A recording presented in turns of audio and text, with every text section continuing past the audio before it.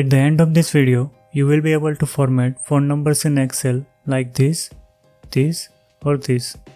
So let's get started. Before we begin, we need to make sure that the phone numbers do not contain anything except digits. For example, I have hyphens and spaces between some of the numbers here.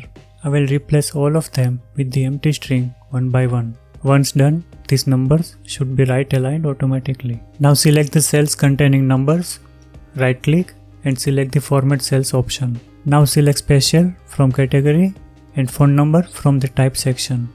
Excel will display a preview of how the number will look like after formatting. You can also select the location from the Local drop-down to select your country to apply country-specific formatting. Click the OK button to apply the formatting.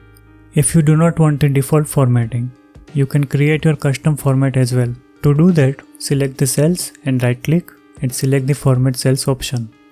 This time, select Custom from Category to type your own custom format. I want my phone numbers formatted as 123-456-7890.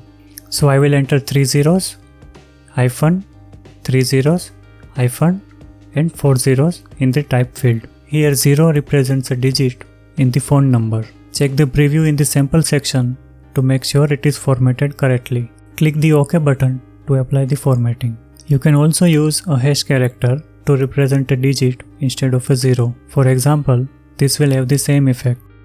Now select the cell containing a formatted phone number, click on the Format Painter and click on the column name to apply the formatting to the whole column. Now whenever you type a new number, it will be automatically formatted as a phone number. Do you know how easily you can calculate the difference between two dates in Excel? Check out this video to learn more about it. And if you found this video helpful, please subscribe to our channel.